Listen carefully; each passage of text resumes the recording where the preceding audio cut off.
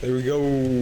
There we go. Back at it again. 10:30, May 2nd, not May 1st, like what I would have said yesterday. Considering I thought that April had 31 days, which isn't actually the case, but you know, wearing a hoodie because it's really chilly inside my room. That and my hair is fucked up, so uh, y'all don't get to see my fucked up hair today. Let's see. I do have. Let's see, for the recap.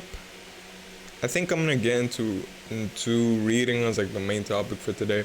It's like big breakthrough, big breakthrough, which is very important that I mention here. But apart from that, let's see. Stretching, normal. Meditation, normal. Actually, meditation has been some progress. It is essentially, instead of 3 breaths during, let's say like a 2-minute window. I actually don't know how long. It's either 2-minute or 3-minute window, where it's like you're supposed to exhale and stay exhaled and see how long you can last. Instead of 3 breaths, I've actually gone to 2 now, regularly, like the last couple days, which is good. Means there's actually progress there, and I'm not being like heartsuck or whatever. If I could get it to 1, that'd be like ideal, but that's a challenge. The challenge, but I'll keep working on it or whatever. Right. So then we have exercise. I actually found like a decent. If you are a beginner, right? We are beginners, just like I am. I actually found a decent. There's a lot of decent apps you can use, which it's not necessarily like. It's not necessarily like. They make routines for you, right? They make routines for you, but you don't necessarily have to follow them. What I've done is essentially made my own based on the availability of the machines that I've actually seen. So, let me see if I can. I actually can't show it right now because it's hard to show with the current setup. But essentially, basically it shows like it has a list of 500 something exercises, both machines, dumbbells, no machines, etc., which is great. Means you can based on like the availability, you can switch it up. So I've made my own for push pull legs, which is the current thing I'm doing. I actually have to do more research based on, dude, look at this fucked up here, to do more research based on like exercise and stuff. But essentially for now, I'm just repeating the routine that I had set in place during my home period when I was stuck at home or whatever, and I was just doing like body weight. So I've set that same structure, which is push pull legs, but now with machines and stuff. So we'll see how that goes. But I'd say sleep is sleep is fine. Sleep is same as always. Still struggling to wake up. I woke up at 9 today, which is progress.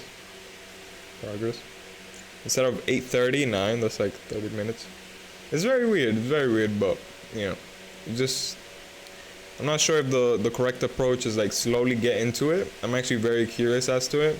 I have a whole new perspective on the types of shit I do in the day. It's like the way I implement certain strategies to end up doing these things. Cause like everybody, nobody's unique, right? Nobody's unique. So most of the problems you deal with, unless you're like filthy, I don't know, just. It's generally hard for you not to have at least some overlapping problems with with other people. It's very difficult. There has to be somebody out there who suffers or who has the same problems or issues or whatever as you. So actually, I have like a new perspective on these type of things that I'm doing, because like essentially everything that I end up doing, anything that I end up implementing, if I have success with it, that means other people might have success with it. So it's actually worth me going through the trouble of actually seeing if I can get it done, if I can solve it, right? Like, you know, you have to go through the trenches first to know if it's, go through the minefield first to know if it's safe or whatever. It's a crazy analogy, but yeah.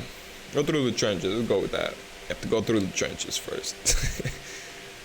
But yeah, let's talk about reading for a second. I talk about reading a lot, frequently. That's like the main topic. But I've been reading this bad boy right here. I have these thingies which just tell me where I'm actually at in the book, or if there's something important or whatever that I need to like take note of.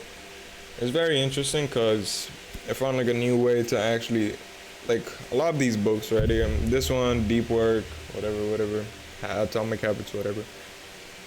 They generally are the type of books that you have to read and implement. You can't just read them. They're not novels. They're not storybooks. They're not manga. They're not. You can't just read them and just like leave it there, because that essentially does nothing for you, and you're just wasting your time. Well, I wouldn't say you're wasting your time, since you're reading, and the more you read, the better for like the future, or whatever. But you're essentially wasting your time, because like you're not actually taking advantage of what the book says or anything. So you're just reading, sure, but you end up forgetting, and you wouldn't have implemented anything. The best way not to forget about stuff, which doesn't really apply for like manga or novels or storybooks, because there isn't actually anything to implement. But if you can go ahead and implement stuff from like these type of books, you'll essentially end up forgetting about a lot of stuff. But even if you forget it, you have it implemented in your schedule or whatever. So maybe you forget the principles of deep work or whatever, but you have deep work sessions structured already into your schedule, which essentially means that even if you forget, it doesn't really matter. Like it doesn't affect you, because you have that session already planned in. Like the time when you were reading it and you did remember and you implemented that schedule, from then onwards you can essentially just have it in your schedule, and you can forget about it. Like you forget about the principles, because eventually you end up forgetting about most things if you don't refresh or whatever. You could reread it as well. That's also like perfectly valid. But yeah, you end up with the implementation, but you might have forgotten what the actual content was saying, which happened with me. Except I didn't implement anything. So then I reread Deep Work, and I was like, what the fuck? I genuinely thought it was a completely different book, because like it felt like I had never seen those words before, or like the contents of the pages in my life, which is crazy. It's been like a couple months since I read it, just a couple months, and that's it. But whatever. This book right here, game changer. I've been told the current way I've been essentially implementing it, right? When it comes to reading, I think like the best way is you essentially have to see it as studying, right? When you have these type of books right here, it's not novels or something, you have to see it as studying. You can't just see it as reading a novel. Like you can't just see it as reading. You have to see it as studying.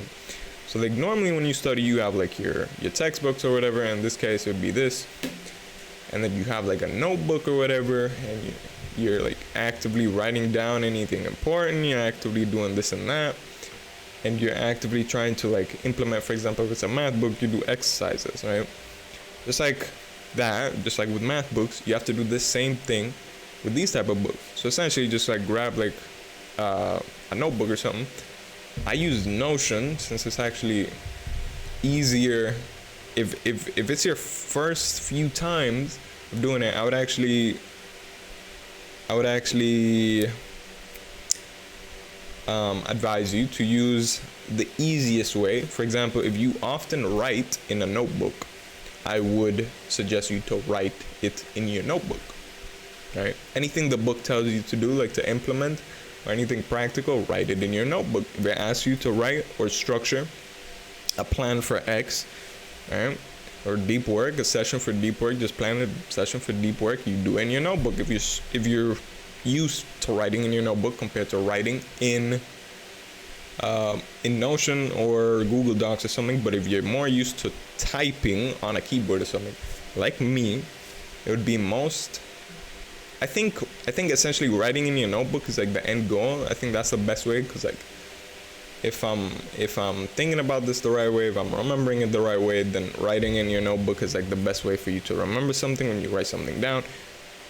Not sure exactly how that applies to Notion, Google Docs, anything that you write on your computer, but essentially I would recommend or advise at the beginning to just use Notion or Google Docs or whatever, since that's what I'm using. I'm more used to writing on a computer compared to a notebook, so I'm more inclined to actually keep on doing it if it's on Notion, right?